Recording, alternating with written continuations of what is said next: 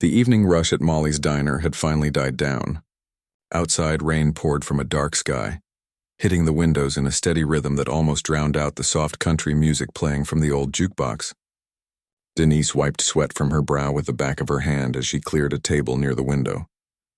At 42, her body ached after standing for nearly 12 hours straight, but she couldn't afford to turn down double shifts. Not with rent due next week and Tasha's school field trip to pay for. "You doing okay, honey?" Old Pete called from behind the counter. He'd owned Molly's for 30 years and had hired Denise when she desperately needed work after her husband walked out. "I'm fine, just tired," Denise replied, stacking plates on her serving tray. "Not too much longer now." She glanced at the clock, just over an hour until closing. The diner was nearly empty except for a couple of regulars at the counter and two small figures huddled in the corner booth. Denise frowned. She'd noticed those kids earlier when they'd slipped in about 2 hours ago. They'd ordered nothing but a glass of water to share between them. Pete had a strict policy about loiterers, especially kids who couldn't pay. Times were tough in this part of town, and the diner barely stayed afloat. But something about these two bothered Denise. They weren't causing trouble. They just sat there occasionally whispering to each other, looking out at the rain. As Denise headed to the kitchen with her tray of dirty dishes, she passed their booth. The older one, a boy no more than 10, looked up at her with eyes too serious for a child. The little girl beside him couldn't have been more than 6 or 7. Their clothes were clean but worn and both were rail thin. "Y'all need anything else?" Denise asked, knowing they probably couldn't pay but unable to ignore them any longer. The boy shook his head quickly. "No, thank you, ma'am. We're just waiting for the rain to stop." His politeness squeezed Denise's heart. She noticed how the little girl stared at a customer's plate of fries at the next table, then quickly looked away when she realized Denise was watching. Denise continued to the kitchen, her mind working. She'd been where these kids were, hungry and trying not to show it. Her own childhood had been filled with empty cupboards and growling stomachs after her daddy lost his job at the factory. "Pete," she called as she passed the counter. "I'm taking my break now, okay?" The old man nodded without looking up from his newspaper. In the kitchen, Denise quickly assembled 2 hamburgers with double patties, extra cheese, and heaping sides of fries. She added apple slices that were meant for tomorrow's pies and filled 2 large chocolate milkshakes. One of the cooks raised an eyebrow but said nothing. They all broke the rules sometimes. Balancing the tray, Denise walked back to the children's booth. Their eyes widened as she set the food before them. "We didn't order this," the boy said, though his gaze never left the steaming burger. "We can't, it's on the house," Denise said, keeping her voice casual. "We've got too much food that'll just go to waste tonight. Would be a shame to throw it out." The little girl looked at her brother, silently asking permission. When he nodded slightly, she grabbed a handful of fries and stuffed them into her mouth. "Slow down, sweetie," Denise said gently. "There's plenty there. No one's going to take it away." The boy still hesitated. "Why are you being nice to us?" The question, so direct and suspicious, made Denise's chest ache. "Children shouldn't have to wonder about kindness. Because somebody was nice to me once when I needed it," she said honestly. "Now eat up before Pete sees." "He thinks I'm on break." That seemed to convince him. He took a huge bite of the burger, closing his eyes briefly as he chewed. Denise pretended to wipe nearby tables, keeping an eye on them while giving them space. They ate everything, even the garnish, in near silence. When they finished, the little girl had a chocolate mustache from the milkshake. She smiled for the first time, and Denise saw she was missing a front tooth. "Thank you," she said in a small voice. Denise smiled back. "You're welcome, honey." The boy looked embarrassed but grateful. "We should go. The rain's letting up." "Wait," Denise said, making a quick decision. "What are your names?" After a pause, the boy answered, "I'm Anthony. This is my sister Zoe. I'm Denise. Do you live near here?" Anthony's guarded expression returned. "Not far. We can walk. And your folks? They know you're out this late." Anthony and Zoe exchanged looks. "Our mom knows," he said carefully. "She works nights." Denise recognized the half-truth. She'd told plenty herself as a child. "Listen," she said, lowering her voice. "If you ever need a meal, you come by when I'm working. I'm here most evenings except Sundays."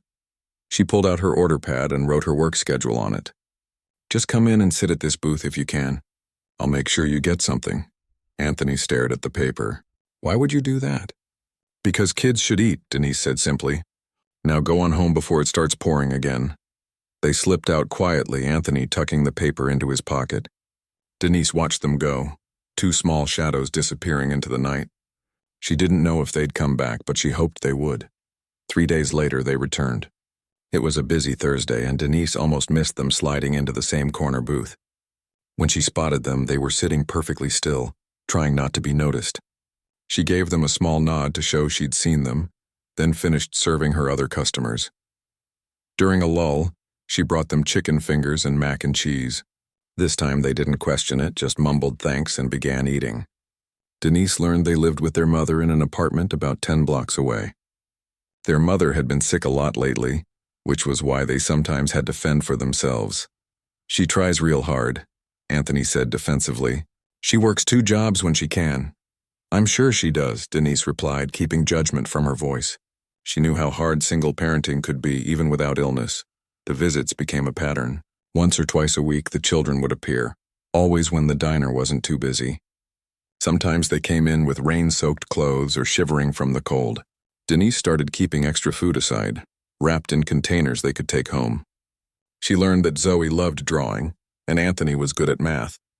Their mother worked cleaning offices when she was well enough, but medical bills had piled up. Denise never told Pete about the free meals. She paid for some herself out of her tips and used leftover food when possible. She knew she was breaking rules, but every time she saw their hollow cheeks fill out a bit more, she knew it was worth it. One evening, Pete caught her sliding an extra burger into a takeout container. "What's that for?" he asked sharply. Denise froze. It's just leftovers." Pete looked over at the children's booth, then back at Denise. His face was unreadable. "How long has this been going on?" "About a month," Denise admitted. "Please don't be mad, Pete. They're just hungry kids." She expected anger, maybe even to lose her job. Instead, Pete's weathered face softened. "My wife Molly, God rest her soul, used to do the same thing," he said quietly. "Never could stand to see a child go hungry." Relief washed over Denise. "I'll pay for it all, I promise." Pete waved his hand. "Make them something proper. And add a slice of today's pie. On the house." From then on, Pete looked the other way when Anthony and Zoe came in. Sometimes he even slipped Denise extra food to give them. What had started as Denise's secret act of kindness became something more. A small community of care forming around 2 children who needed it. Denise never asked for anything in return. The children's gratitude was payment enough, along with the knowledge that for a few hours each week, they didn't have to worry about going hungry. In her own struggling life, being able to help someone else gave Denise a sense of purpose beyond her daily grind. She didn't know then how much those simple meals would mean. To the children, to herself, or to the future that awaited them all. She only knew that when we feed others, we also feed something in ourselves that needs nourishing too. Weeks passed, and Anthony and Zoe's visits to the diner became as regular as the changing of shifts. Sometimes they came in with homework, spreading dog-eared notebooks across the worn tabletop while they ate.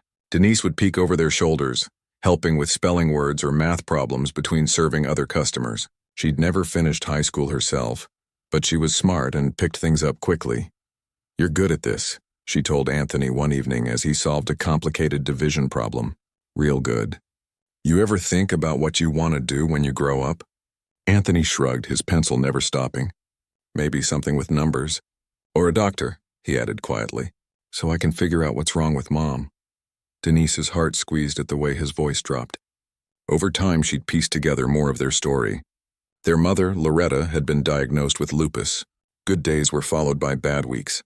Medical bills piled up.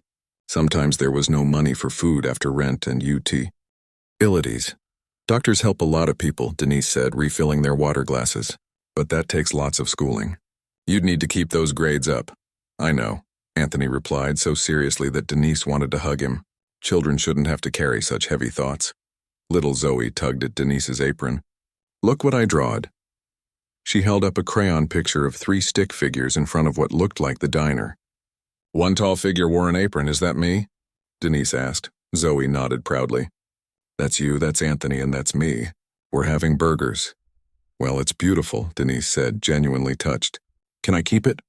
"It's for you," Zoe said, "for being nice." That night, Denise taped the drawing to her refrigerator at home. Her own children, Tasha and DeAndre, noticed it immediately. "Who drew that?" Tasha asked, dropping her backpack on the kitchen floor. At 15, she was starting to get that teenage attitude, but she was still a good kid at heart. "A little girl who comes to the diner," Denise explained, heating up leftover spaghetti for their late dinner. She told them about Anthony and Zoe, watching their expressions change. "That's why you've been bringing home less food," DeAndre realized. At 13, he noticed everything. "You're giving it to them instead." Denise tensed, waiting for complaints. Money was always tight, and restaurant leftovers often helped stretch their grocery budget. Instead, DeAndre asked, "Can we help?" "Help how?" "I don't know. Maybe I could tutor the boy in math. I'm good at that. And Tasha could—" He looked at his sister.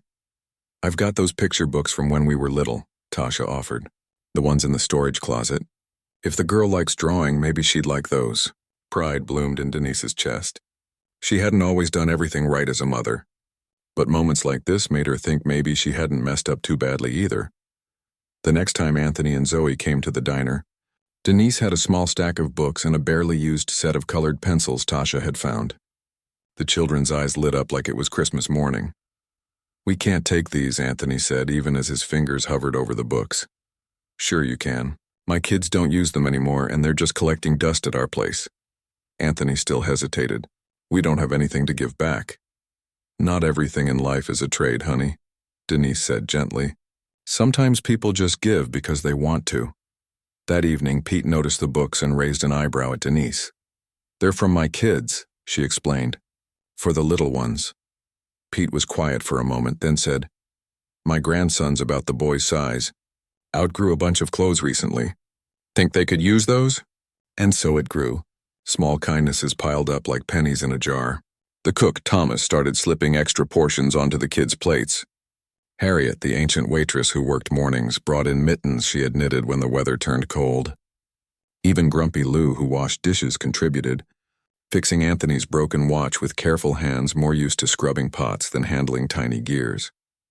One evening in early December, Anthony and Zoe didn't show up at their usual time. Denise found herself checking the door every few minutes, worry growing as the hours passed. "Maybe they're just busy," Pete suggested, but Denise could tell he was concerned too. 3 days went by with no sign of them. Denise asked regular customers who lived in their neighborhood if they'd seen the kids or their mother. No one had. On the 4th day, just as Denise was losing hope, the bell above the door jingled. A thin woman with Anthony's same serious eyes stepped in, looking uncertain. Behind her, Anthony and Zoe peeked around her legs. "Are you Denise?" the woman asked, her voice raspy. Denise nodded, relief washing over her. "I'm Loretta. These two haven't stopped talking about you. About what you've done for them."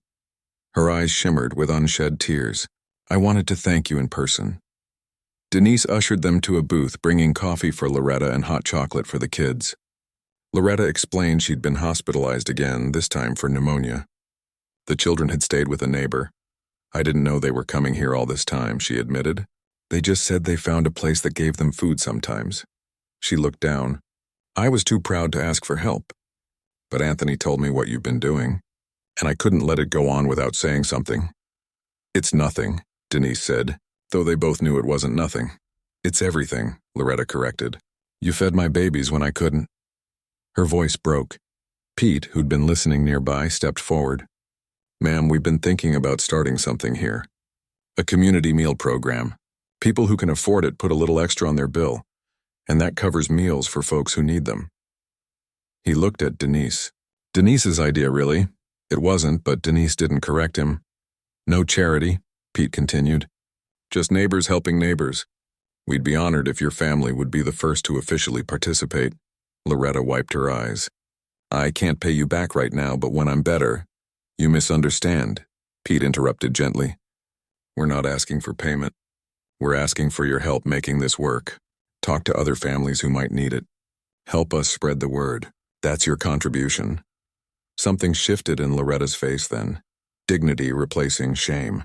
She nodded slowly. "I can do that." Within weeks, Pete had a small chalkboard by the register tracking meal credits. Regular customers got into the habit of adding a few dollars to their bills, watching the tally grow. Denise designed simple cards that could be handed out discreetly, each good for a meal at Molly's without questions or paperwork. Word spread. A retired teacher started helping kids with homework in one corner booth. A local doctor offered free blood pressure checks on Wednesday nights. The grocery store across the street donated day-old bread. Molly's Diner, once just a struggling business in a tough neighborhood, became something more, a place where empty stomachs and spirits could both be filled. For Denise, the program meant longer hours and more responsibility, but also a new sense of purpose. Her own troubles didn't disappear.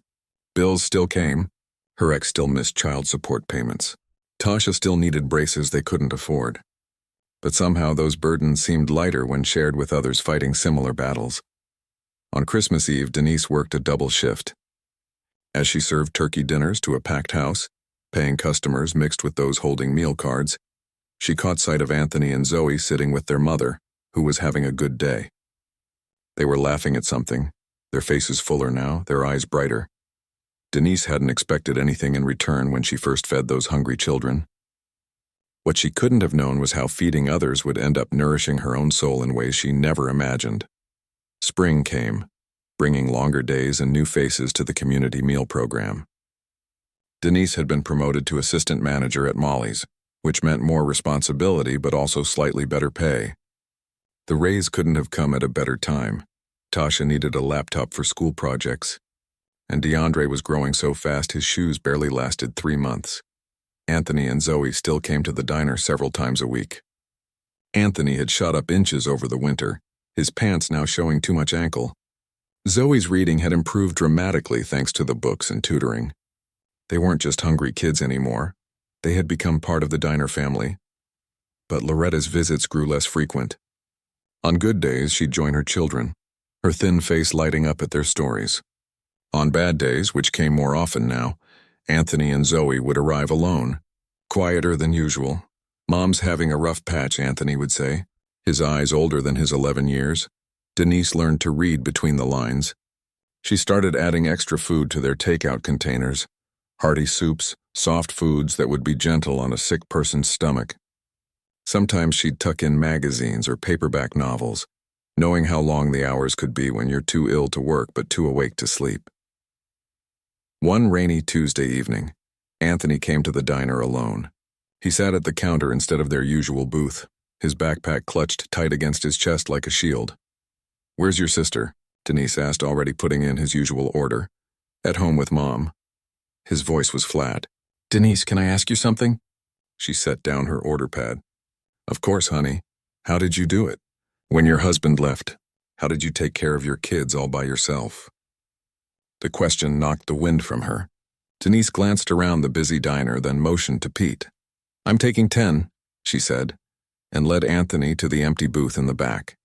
"What's going on at home?" she asked directly. Anthony stared at his hands. "The doctor said there's nothing more they can do. Mom's got maybe 6 months. His voice cracked on the last word. "I don't know what's going to happen to us." Denise's heart shattered for this boy trying so hard to be a man. Without thinking, she reached across the table and took his trembling hands in hers. "Listen to me, Anthony. You are not alone in this. You hear me? Whatever happens, you and Zoe will not be alone." For the first time since she'd known him, Anthony broke down. His shoulders shook with quiet sobs, tears dripping onto the Formica tabletop. Denise moved to his side of the booth and held him, letting him cry against her shoulder, not caring that her uniform was getting wet. When he'd calmed enough to speak, Anthony whispered, "Mom's sister in Cleveland said she might take us. But I don't want to leave. I don't want to leave you in this placey. And my school." "I know, baby," Denise said softly. "I know." That night, Denise couldn't sleep. She stared at her ceiling, thinking about those children and what would happen to them. Part of her wanted to offer to take them in herself if the worst happened. But reality was a cold splash of water. She could barely support her own family in their cramped 2-bedroom apartment. The state would never approve her as a guardian. Still, she did what she could in the coming weeks. She organized the diner staff and regular customers into a support system. Mrs. Washington from the church brought home-cooked meals to Loretta's apartment. Thomas the cook drove Anthony and Zoe to hospital visits when needed. Pete arranged for a medical equipment supplier to donate a better bed. Harriet knitted an afghan in bright colors to cheer up Loretta's room. Summer faded to fall. Loretta's good days became rare gems. Hospice nurses came and went. Anthony and Zoe still appeared at the diner, but now they just picked up food to take home, rarely staying to eat. Their faces grew pale and drawn as the weeks passed. One October evening, the phone rang at Molly's. Pete answered, his face falling as he listened. He motioned to Denise. "That was the hospice nurse," he said quietly. "Loretta passed about an hour ago.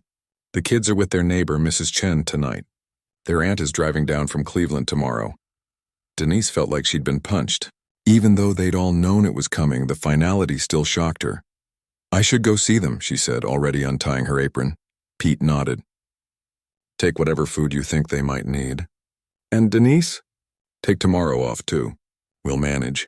The next few days passed in a blur. The funeral was small but well attended by diner staff and customers. Anthony stood straight-backed beside his aunt, a tall woman with Loretta's eyes. Zoe clung to his hand, her face half hidden in her black dress. Denise hugged them both afterward, throat tight with unshed tears. "You'll stay in touch, right?" she asked Anthony. "Call the diner sometimes and let us know how you're doing." "I promise," he said solemnly. 2 days later, they were gone. Their aunt's station wagon packed with suitcases and boxes, pulling away from the curb as Denise and several others from the diner waved goodbye. Zoe's tear-streaked face watched from the back window until the car turned the corner. Life at Molly's went on. The community meal program continued to grow, even expanding to the diner across town. Denise was officially promoted to manager when Pete's arthritis made it too difficult for him to work full shifts. Her own children grew. Tasha started community college and DeAndre joined the high school basketball team. For a while, Anthony called every few weeks. He'd tell Denise about their new school, how their aunt was strict but kind, how Zoe had joined an art club. Sometimes he'd ask about the diner and the people there. But as months stretched into years, the calls became less frequent, then stopped altogether. The last time Denise heard from him, he was 14, his voice cracking with adolescence, talking excitedly about a science competition. "I won first place," he'd told her proudly. "My teacher says if I keep this up, I could get a scholarship for college." "That's wonderful," Denise had said, genuinely thrilled for him. "Your mama would be so proud." That was the last time they spoke. Denise tried calling the number she had, but it had been disconnected. She sent cards at Christmas to their last known address, but never knew if they received them. Eventually, she stopped trying, trusting that they were okay, hoping they were happy. Years passed. Denise's hair began showing strands of gray. Her hands developed arthritis, making long shifts painful. Pete retired completely, selling the diner to a company that kept Denise on but made changes she didn't always agree with. The community meal program was scaled back, though Denise fought to keep it going in some form. Tasha moved to Atlanta for a job, calling home weekly with exciting stories of city life. DeAndre got married young and gave Denise her first grandchild, a boy named Anthony that made her heart catch whenever she said his name. Sometimes, especially on rainy evenings, Denise would look up when the bell above the door jingled, half expecting to see 2 small figures slide into the corner booth. She wondered what had become of those children who had touched her life so deeply. Were they happy? Had Anthony become a doctor like he'd dreamed? Did Zoe still draw? She'd never know, but she hoped, how she hoped, that the small kindness she had shown them had made some difference in their lives. What Denise couldn't have imagined was that across the country, those children were thinking of her too. And that one day they would find their way back to the place where a waitress with a big heart had once fed 2 hungry kids, expecting nothing in return. 15 years passed like pages torn from a calendar. Molly's diner changed hands twice more, each new owner caring less about the neighborhood and more about profits. The worn booths Denise had wiped down thousands of times were replaced with cheap plastic ones that cracked within months. The community meal program survived only as a shadow of itself, a donation jar by the register that the owner emptied more often than he added to the fund. Denise stayed on, though her title of manager meant little now. At 57, her options were limited. Her knees ached after decades of standing. Her hands cramped from arthritis, making it harder to carry heavy trays. But she had bills to pay and no retirement savings to speak of. Social Security was still years away, and even then it wouldn't be enough. "You should quit," her daughter Tasha urged during their weekly phone calls. "Come to Atlanta. You could help with the kids and we'd figure something out. And live off my daughter's charity? No, thank you, Denise would reply, though the offer tempted her more each passing year. DeAndre had moved to Houston with his wife and son. He called less frequently, busy with his growing family and warehouse supervisor job. When he did call, he'd also suggest she quit. That place is killing you, Mama. You've given them enough years. Maybe her children were right, but the diner was the only constant in her life, and somewhere deep down, a small part of her still looked up when the bell jingled, half expecting to see two hungry children sliding into a booth. Foolish after all this time, but the heart holds on to hope even when the mind knows better. On a quiet Tuesday evening in early spring, Denise was working the closing shift alone except for Kevin, the new fry cook who spent more time on his phone than watching the grill. Her back throbbed as she wiped down tables, planning the cheapest route home. The bus would save money, but her legs were already on fire. The bell jingled. We're closing in 20 minutes, she called without looking up. That's enough time for coffee, I hope? Something in the man's voice made Denise turn. He stood just inside the door, tall, well-dressed in a navy suit that spoke of money with kind eyes that seemed somehow familiar. Beside him, a young woman in a tailored blazer and skirt studied Denise with a half smile. Of course, Denise said professionally, though her tired feet protested. Have a seat wherever you like. The pair chose the corner booth, the same one Denise still thought of as their booth, though the original was long gone. She brought menus and water, noting the expensive watches they both wore, the quality of their clothes. Probably lost on their way to somewhere better, she thought.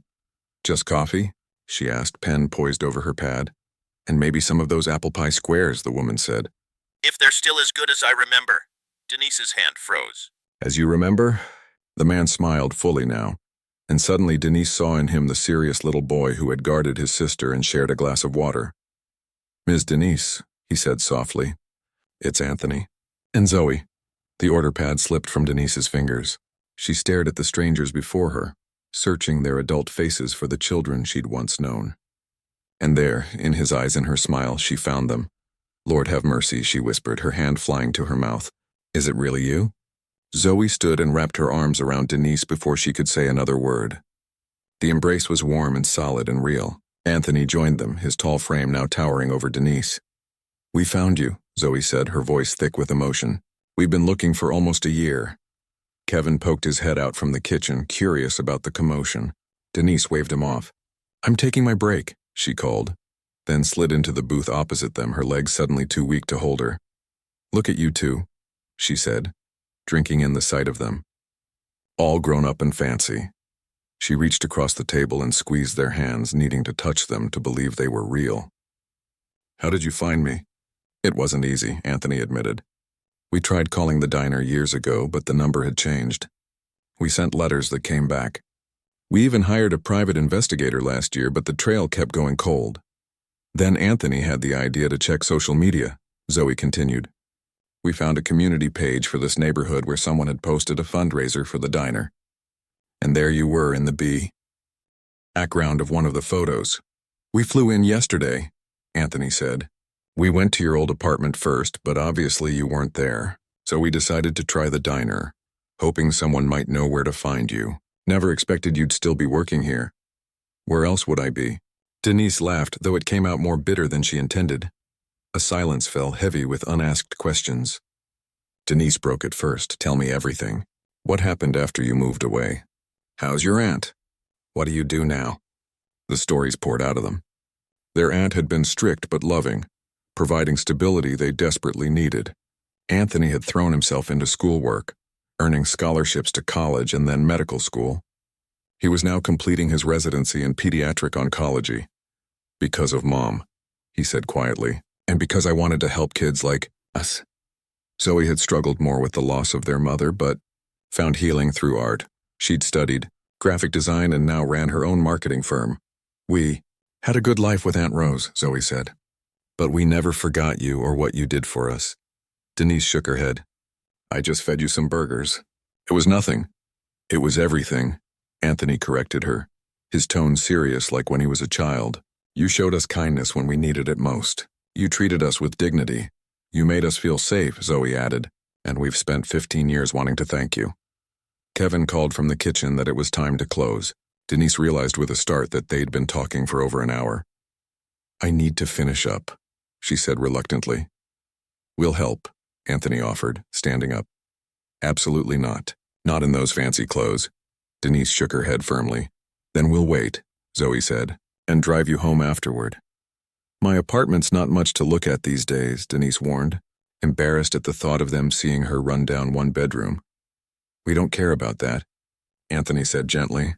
As Denise cleaned up, she watched them from the corner of her eye, still not quite believing they were here, successful, healthy, whole. She'd spent years wondering if she'd ever know what happened to those two hungry kids.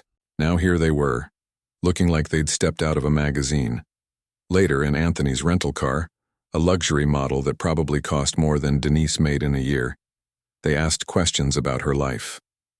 She gave edited answers, minimizing her struggles, not wanting to dampen their obvious joy at finding her. But they were perceptive adults now, not naive children. They noticed her limp, the way she rubbed her swollen fingers, how she winced when turning in her seat. "How long have you had arthritis?" Anthony asked, his doctor's eyes assessing her. "Oh, a few years now. It's not so bad. And you're still on your feet all day? Have you seen a specialist?" Denise laughed. "On my salary? I take ibuprofen and keep going." As they pulled up to her apartment building, Zoe spoke up. "Ms. Denise, we'd like to meet again tomorrow. We have something important to discuss with you." "Important? Sounds serious?" "It is," Anthony said, his eyes meeting hers in the rearview mirror. "It's about how we plan to thank you properly for what you did for us." Denise started to protest, but something in their expression stopped her. These weren't children anymore, but adults with minds of their own. "All right," she agreed. "I'm off at 3. As she climbed the stairs to her apartment, each step sending pain shooting through her knees, Denise felt a strange mix of emotions. Pride in what these children had become, joy at seeing them again, but also a bittersweet pang, a reminder of all that her own life wasn't. She had no idea that by this time tomorrow everything would change, that the kindness she had shown two hungry children was about to be returned 100-fold. That at 57 years old, Denise Johnson was about to start a whole new chapter of her life, one she never could have imagined. Denise couldn't sleep that night. Her mind kept replaying the evening's events, Anthony and Zoe, all grown up and successful, looking for her after all these years. She'd tossed and turned until dawn, wondering what they wanted to discuss that was so important. After her shift the next day, she found them waiting outside the diner in Anthony's fancy car. This time, they drove to a small cafe several blocks away, nicer than anywhere Denise usually went. "Order whatever you want," Zoe said, handing her a menu with prices that made Denise's eyes widen. "I'm not that hungry," she fibbed, choosing the cheapest sandwich listed. Once their food arrived, Anthony cleared his throat. "Ms. Denise, we've been thinking about this for years, what we'd do if we ever found you again." "Found me?" Denise chuckled. "I wasn't lost, honey. You were to us," Zoe said softly. "After Aunt Rose took us in, we begged her to call you, but she thought clean breaks were better. By the time we were old enough to try ourselves, the diner had changed hands, your number was disconnected, and nobody seemed to know where you'd gone."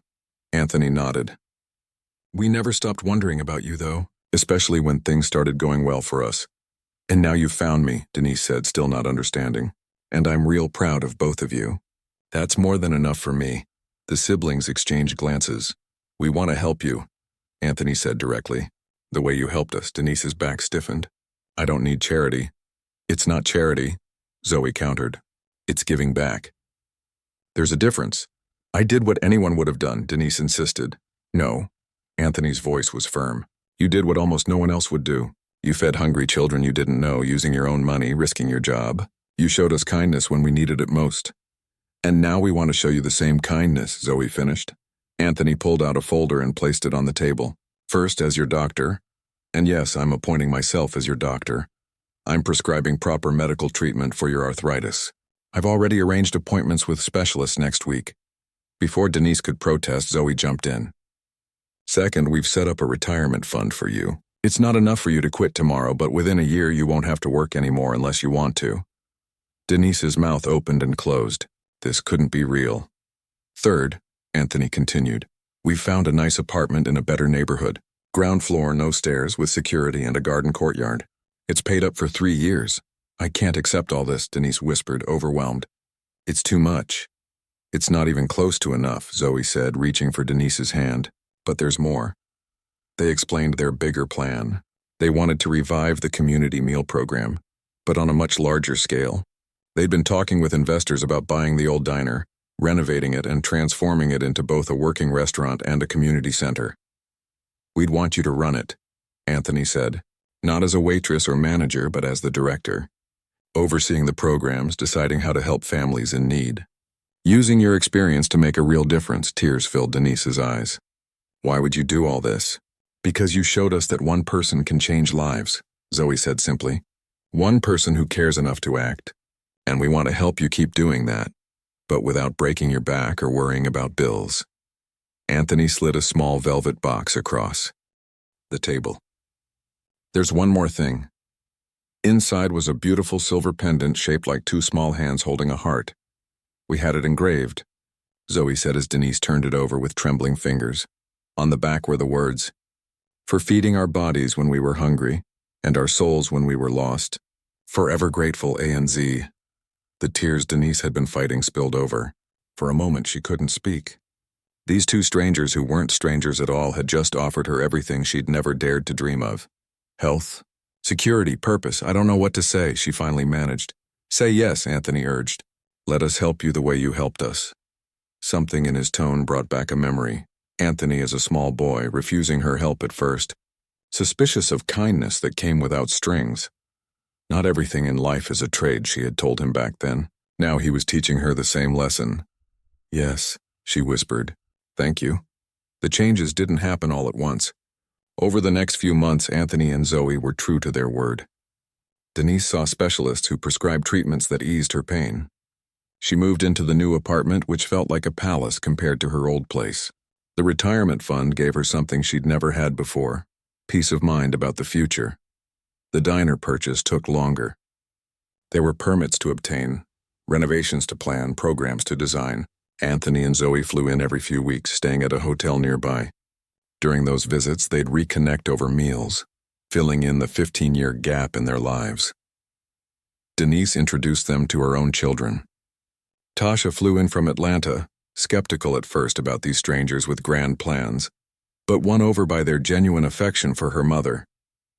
DeAndre drove up from Houston with his family, including little Anthony, who was fascinated by his namesake's stethoscope. 9 months after their reunion, the new Molly's Community Kitchen opened its doors.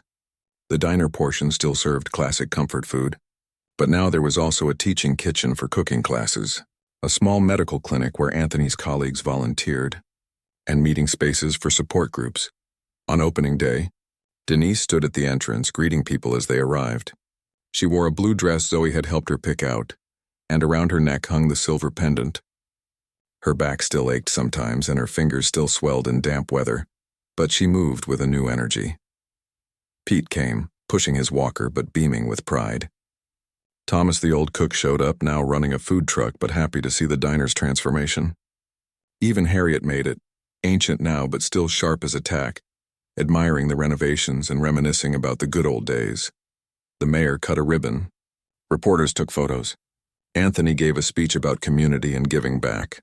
Zoe unveiled a mural she'd painted on one wall, a dinner table with diverse faces gathered around it, sharing food and conversation. Through it all, Denise felt a strange mix of pride and humility. She hadn't done anything special in her mind. Just fed some hungry kids because it was the right thing to do. She never expected anything in return. Certainly not all this.